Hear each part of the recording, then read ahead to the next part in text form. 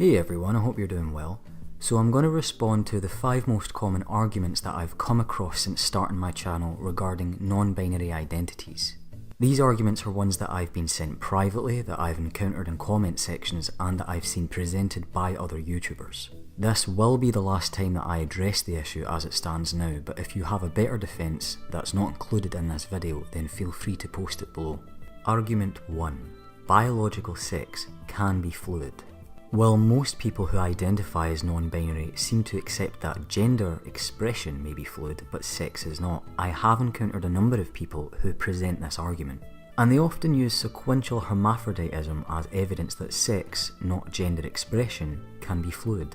Now, sequential hermaphroditism is a type of hermaphroditism that occurs in many fish, like the clownfish, certain plants, and gastropods. It occurs when an organism changes its sex at some point during its lifetime, and the prefix sequential suggests that this change can go about in a coordinated fashion with a series of processes in between. And it dictates that an organism can indeed change from male to female or female to male. So many people who identify as non-binary argue that this is evidence that biological sex can therefore be fluid. So there are indeed organisms on this planet that can change their biological sex, but human beings are not one of them. When we're talking about non-binary people, you cannot expect sequential hermaphroditism to be taken seriously as an argument. It is biologically impossible for a male in our species to sexually reproduce as a female and vice versa. There has never been a single instance of sequential hermaphroditism in human beings. If you want to discuss biological sex being fluid in the world in general, then yeah, let's talk yeast, let's talk fish, let's talk plants, but it does not occur in human beings. And on that note, argument 2. Humans can be born neither male nor female. Otherwise known as the intersex argument, this is when people use intersex conditions such as Turner syndrome and Klinefelter syndrome as evidence that there are human beings who are neither male nor female. This is one of the worst arguments that has ever been entertained, but it's so common that I feel the need to include it here. Now, Turner syndrome is a genetic disorder that affects about 1 in every 2,000 baby girls, and the key here is that it only affects females. A girl with Turner syndrome only has 1 normal X sex chromosome rather than the usual 2, and they often have a wide range of symptoms and some distinctive characteristics. For example, most are shorter than average and have underdeveloped ovaries, which result in a lack of monthly periods and infertility. As height and sexual development are the 2 main characteristics, Turner syndrome may not be diagnosed until a girl fails to show sexual development during puberty. Females with Turner syndrome will need to have regular health checks for their heart, their kidneys and their reproductive system throughout their lives, and life expectancy is slightly reduced. Fortunately, this can be improved with regular health checks to identify and treat potential problems at an early stage. The key thing to take away here is that the people who suffer from this condition are biologically female.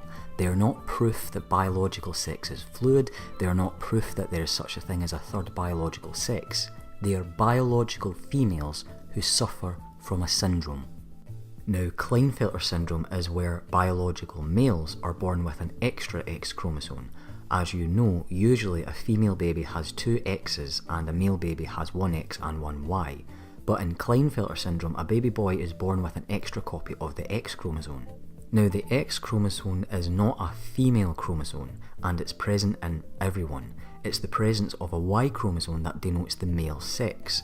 Boys and men with Klinefelter syndrome are still genetically male and will often not realise that they have this extra chromosome, but occasionally it can cause problems that may require treatment. And it is quite common, affecting around 1 in every 660 males. Possible features of the condition which aren't always present may include babies and toddlers being weaker, quieter and more passive, children being shy and having low self-confidence and problems with reading and spelling, low energy, difficulty socialising. Teenage boys often grow taller than expected and have quite broad hips, poor muscle tone and slower than usual muscle growth, and adults may have an inability to have children and have a low sex drive. Adults may also have reduced facial and body hair and a small penis and testes and enlarged breasts. As with Turner's, I have to stress that this is a condition.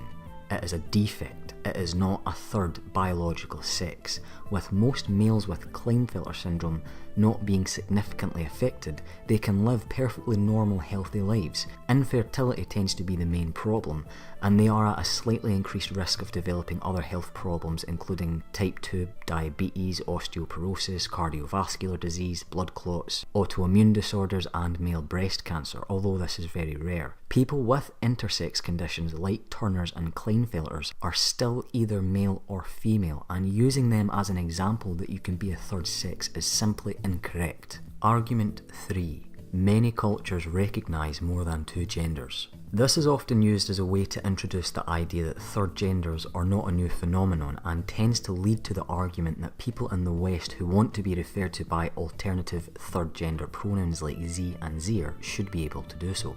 The two most common examples given are the Berdache and the Hijra.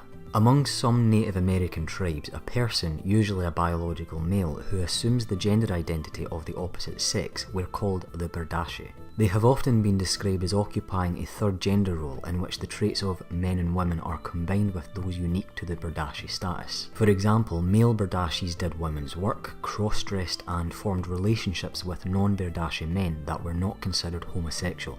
In parts of South Asia, the Hijra are officially recognised as a third gender by the government, and they are people who adopt a gender role that is seen as neither male nor female. Hijras are biologically male, and they can be eunuchs, they can be intersex, or they can just be trans, and they dress and behave in a manner that is stereotypically feminine. My response to this would be that the people trying to push for a third gender to be recognised in the West don't seem to be using the term in the same way that the people in their given examples do.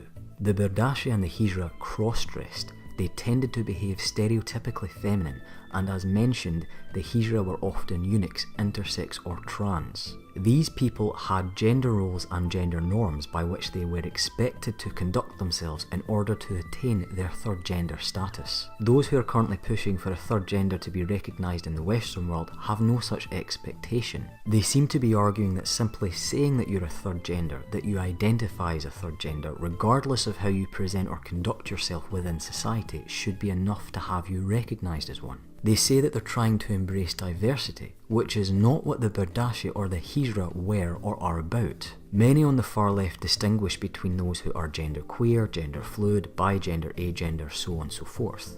But the societies that they're quick to bring up only recognised males, females and the third gender, and again, they were only granted their third gender status for conforming to the gender roles that were expected of the third gender. Secondly, I think it's quite telling that the only examples offered by those who want a third gender recognised in the West are not using examples found in the West. Western culture and South Asian culture are very different. For example, Islam, which is horrendously oppressive to women and homosexuals, is the predominant religion in places like Afghanistan, Pakistan and Bangladesh. And in 2013, India's top court upheld a law which recriminalised homosexual sex, stating that a same-sex relationship is an unnatural offence that is punishable by up to a 10-year jail term.